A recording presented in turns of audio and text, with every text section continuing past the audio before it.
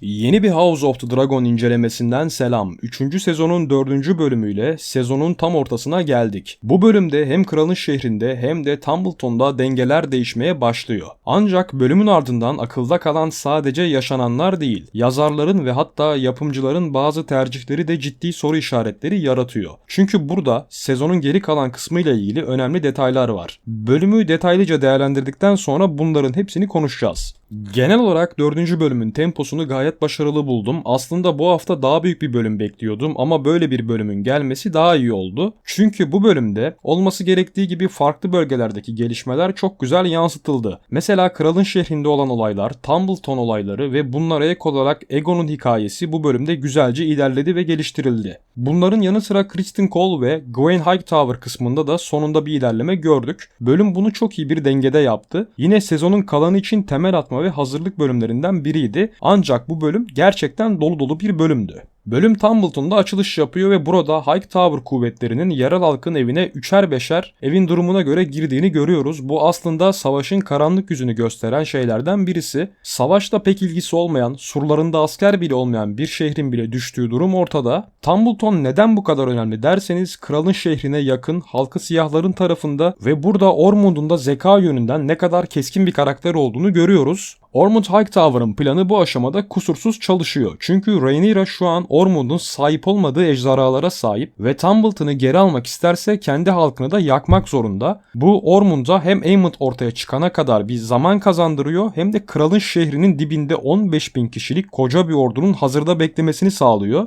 Tabii burada istenmeyen savaş suçuna varacak olaylar muhtemelen yaşanıyor. Çünkü 15.000 kişilik ordu evlere dağılmış durumda. Bölümde bunu zaten ejderha tohumu Hugh'un eşinin kaldığı evde yaşananlardan da görüyoruz. Ormond Hightower'ın bu olayı idare ediş şekli hem stratejik olarak önemliydi hem de askeri olarak önemliydi. Suç işleyen askerini misafir hakkını çiğnedin diyerek çok sert bir şekilde cezalandırdı. Bu sahnede Hugh'un eşinin ifadesine kamera özellikle yoğunlaştı biraz. Kadın burada hiçbir şey yansıtmayarak iyi bir oyunculuk sergiledi. Ama bence buradan bir şey çıkacak. Bu arada Daeron, akıl hocası Ormond ile tabii ki Tumbleton'da yer alıyor. Ormond ile olan ilişkisini hem beğendim hem beğenmedim çünkü biraz karmaşık. Bunlara yine değineceğim ancak Ormond'un yaptığı her şeyden sonra dönüp ona neden yaptığını açıklaması bence kitaba sadık kalmadığına güzel bir olaydı. Çünkü Ormond gerçekten de Daeron'un eğitimine çok önem veriyordu. Bunun bir benzerini daha en başta şehrin ileri gelenlerine Ormond Hightower'ın Daeron'un gözü önünde ders vermesi olarak da görmüştük. O banyo sahnesinde siyahlara itaat etmenize rağmen sizi öldürmedik ama bizim için de çok önemli değilsiniz mesajını gayet iyi verdi. Bunları şundan söylüyorum. Dizinin bu karaktere ne yapacağı gerçekten önemliydi. Çünkü karakterle ilgili kitaplarda öyle sayfalarca yazan bir şey yok. Bu arada Ormond Hightower ile ilgili dün bir video yayınladım. Onu da izleyebilirsiniz. Şimdilik Tumbleton'u böyle bırakıp kralın şehrine geçelim. Kralın şehrinde Rhaenyra yeşillerin hamlelerini kestirmekte biraz zorlanıyor açıkçası. Ormond Hightower'ı araştırıyor falan. Hani Tumbleton'u niye aldı, buranın üzerinde niye duruyor gibisinden.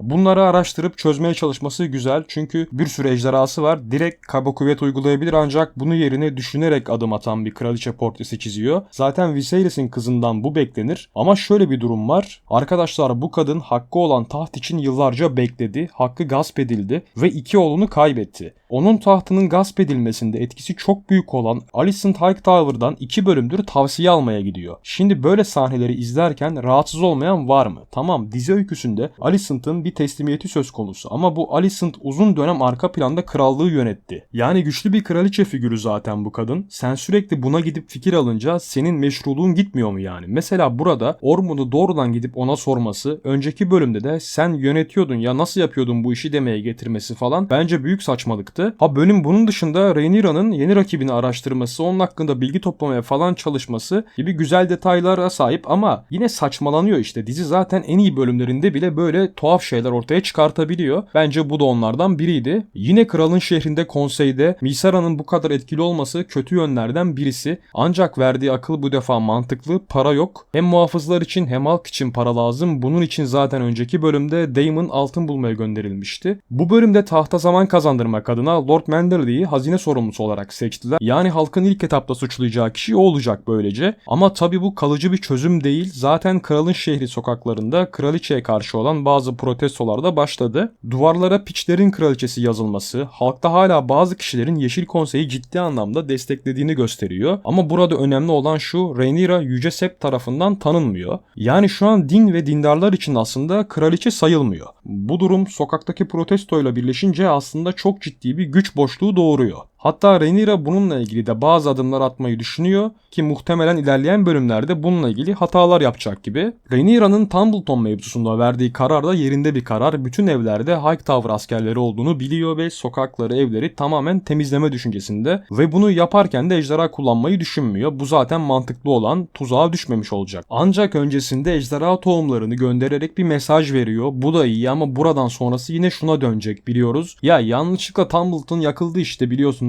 House of the Dragon her şeyin tesadüf ve yanlış anlaşılma olduğu bir dizi diyebilirler gibi geliyor bana. Bu sırada Aegon ve Larry Strong yolculuğuna devam ediyor. Birkaç bölümdür ihmal edilen karakterlerden birisiydi Aegon. Aslında Westeros'ta savaş döneminin tekinsizliğini burada da görüyoruz. Game of Thrones'da Arya ile Taz'ın yolculuğunda gördüğümüz gibi bir tekinsizlik, kaos hakim diyara. Yani dediğim gibi savaşların doğal sonuçları oluyor bunlar. Herkesin kendi çıkarını güttüğünü, yeşil ya da siyahı desteklemenin hiçbir artısı olmadığı, her iki taraftan eksilerinin olduğu bir durumun içinde savaş görmüş bölgeler. Hatta Aegon tarafında en çok şunu beğendim. Aegon'un bakıştığı bir çocuk var. Yani o kaosun ortasında yaralılar, ölüler falan aralarından geçip giderken bir çocukla göz göze geliyor Aegon. Burada halkın ne hale geldiğini anlıyor. O bakışta da bir olgunluk vardı sanki. Ama bölümün belki de en önemli yerlerinden birisi Sunfire'ın olduğu sahneydi. Burada ölmüş gibi gözüküyor. Hatta bölgedeki bazı insanlar ejderhaya dokunandan, binenden falan para alıyorlar. Adamlar ölü ejderhayı ticarete dökmüşler. Westeros'ta her şeyin bir bedeli var diyorlar. Aegon'un Sunfire ile olan ilişkisi zaten dizinin binici ve ejderha bağı olarak en özel bağlarından birisi. Bu sahnedeki duygusallık Aegon'un Sunfire ile konuşması etkileyiciydi. Oradakilerden biri şüphelendi zaten. Muhtemelen Aegon'un kim olduğunu biliyor diye düşünüyorum. Ancak burada gerçekten merak ettiğim ve korktuğum bir şey var. Bu dizi gerçekten Sunfire'ı öldürmüş olabilir mi?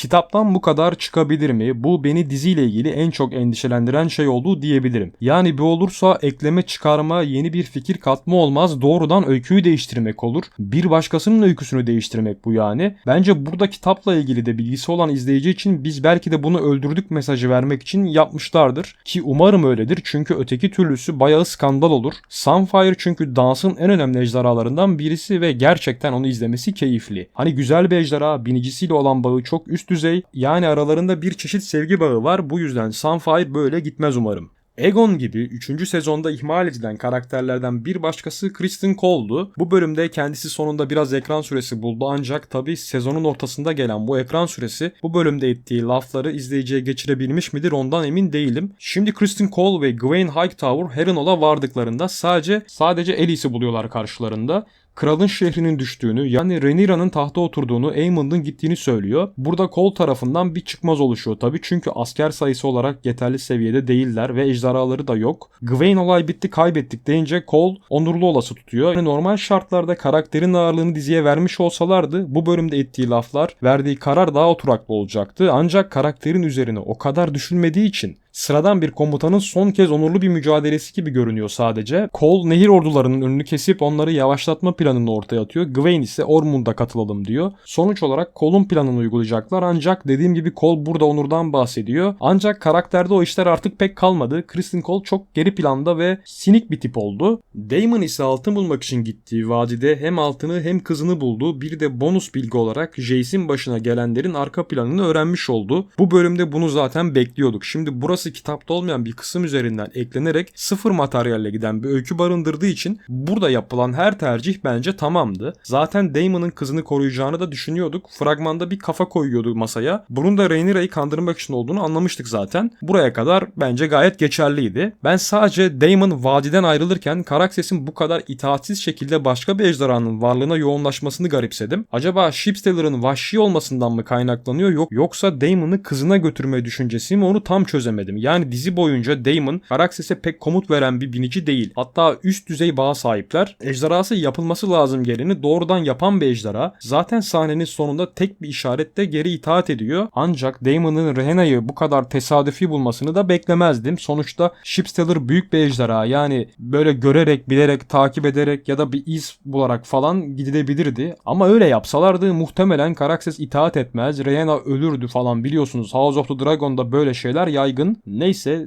Daemon kızıyla ilgili gerçeği Rhaenyra'dan saklarken de aslında tavrı falan belli ediyor bir şeyleri. Burada Matt Smith gerçekten yine karaktere çok iyi hayat veriyor. Aynı şekilde Emma Darcy'nin de bu sahnedeki duygusallığı, kafaya bakarkenki hali, çalan müzikle atmosferi gayet güzel yükseltiyor. Ama bunun öncesinde yaşanan küçük bir kısım var. Daemon'ın getirdiği altınların neye kullanılacağı konseyde tartışılıyor. Şimdi burada yine Mysera'nın çok gereksiz büyük bir etkisi var. Daemon altın pelerinlere ödeme yapılması ve yeni adam alınması gerektiğini söylüyor ki bu mantıklı. Mysera ise halka dağıtma taraftarı, halkın problemlerini geçici olarak çözme fikrini veriyor ve yine birkaç bölümdür olduğu gibi Rhaenyra onu dinliyor. Hatta Daemon çıkarken de ona senin yönlendirmelerin yakında bir felakete yol açacak gibisinden bir şeyler diyor. Mysera da çok havalı bir karakter ya bu. O kelle kimin diyor sadece. Yani senarist diyor ki karakter çok zeki bak. Hemen durumu anladı, lafı soktu. Ya ne diyeyim, bu karakteri oynayan oyuncu itici. Karakterin tavrı, replikleri, her şeyi itici zaten. Bu karakter de bana hiç geçmiyor. Sezon boyunca geçmedi. Bir türlü sevmedim bunu. Bölümün bir kısmında hem yeşiller için hem siyahlar için eş zamanlı denilebilecek bölümün temposunu arttıran gelişmeler yaşanıyor. Bunlardan birisi tabii ki Rhaenyra'nın muhafızlara verdiği emir. Şehrin duvarlarına kendisine hakaret eden yazıları sildirmesi, yazıları yazanları bulup ortadan kaldırma görevi vermesi. Bu da şehirde ciddi bir izdiham yaşatıyor. Hani piçlerin kraliçesinden zalim kraliçeye doğru bir geçiş olacak gibi oluyor hatta. Daha önce dediğim gibi işin din tarafında siyahların karşılığı olmaması, kralın şehri sokaklarını kraliçenin tahtı için yavaştan bir tehdide dönüştürüyor bunlarla birlikte. Rhaenyra'nın emri muhtemelen bu kadar şiddet içermeyen bir emirdi, ancak muhafızların uygulaması sert. Bundan da haberi olunca iş işten geçmiş olacak. Ulf ile olan diyalog da verdiği sinyaller açısından iyi. Daemon'ın ejderha tohumlarına davranışını eleştirmiştim, ancak Rhaenyra çok dengeli bu konuda. Ulf'a karşı biraz sert çıksa da tavrı Daemon gibi değildi. Buna ek olarak bölümün sonunda Ormond Hightower ve Daeron'un önemli bir sahnesi var. İkili arasındaki ilişkiyi hem beğenip hem beğenmediğimi söylemiştim. Şimdi bu kısmı ele alalım. Ormond Hightower videomda bahsetmiştim.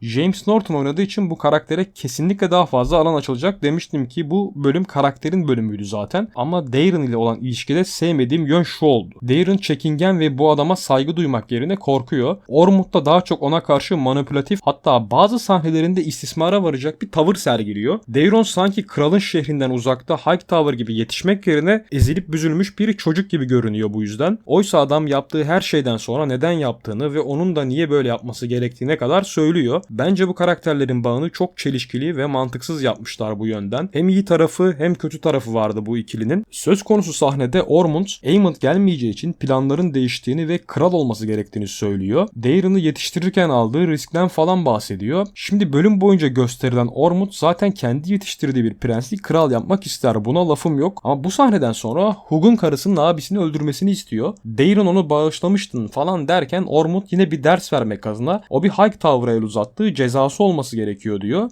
Daeron'un güçsüzlüğünü, bu adama saygı yerine korku duyduğunu net olarak görüyoruz bu sahnede. Bu isteği yerine getiriyor. Hatta Tessarion'un da dahil olmasıyla bölüm biraz epik kapanmış oluyor. Ama burada demek istediğim en başta yapımcıların ve yazarların tercihi kısmını da kapsıyor biraz. Şimdi bunu açalım. Arkadaşlar, dizi bir tarih kitabından uyarlanıyor. Ben ilk bölümü incelememde artık kitapla ilgili yorum yapmaya gerek yok, bu kitapla bir değil demiştim. Sonra da sadece majör değişimlerde değinilmesi gerektiğini söylemiştim. Yine aynı görüşteyim. Belki izlemişsinizdir, Saray'sı falan çok eleştirdim. Ama burada showrunner Ryan Condal'ın yaptığı tercihler, bütçeyi harcamadaki seçimleri falan konuşulması gerekiyor artık. Mesela Ormond Hightower bir tercihtir. Onu daha düz ve sıradan bir lord ve asker yerine daha geniş bir perspektiften sunmayı tercih ettiler. Hem oynayan oyuncudan dolayı hem de karakteri daha fazla alan açmak istediler açıkçası. Bu güzel bir tercih mesela. Ama Daeron konusundaki tercihleri yanlış. Çünkü bu ikisinin birbirine sadakatle ve güvenle bağlı olması daha normal olanı. Biz burada Eskişehir'de bir asil lordun yanında yetişmiş, halkın, askerlerin sevdiği bir prens yerine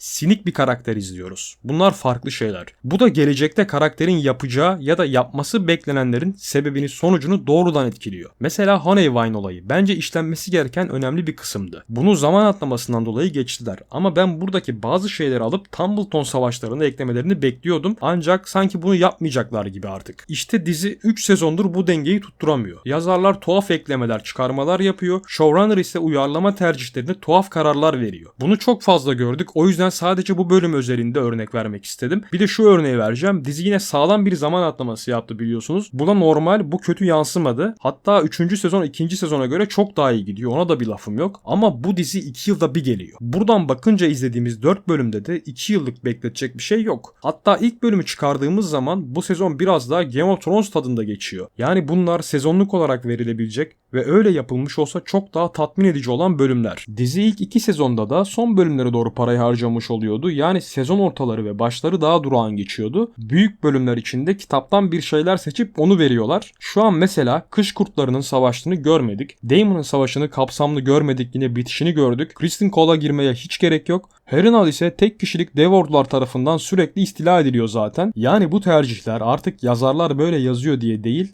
showrunner olan Ryan Condal'ın seçimlerinden dolayı oluyor. Ve bence artık dizi de bunun farkında. Ben sezonun geri kalanındaki savaşların artık atlanmadan verileceğini düşünüyorum. Sonuç olarak ben 4. bölümü gerçekten beğendim. Tempo, karakter dağılımı ve sezonun geri kalanı için kurduğu zemin açısından şimdiye kadarki en dengeli bölümdü. Ama bir yandan da House of the Dragon'un en büyük problemi yine ortada duruyor. Umarım bahsettiğim uyarlama tercihleri iyi yöne tamamlanır ve güzel bir sezon finali yaparız. Siz bu bölümle ilgili ne düşünüyorsunuz? Yorumlarda belirtin.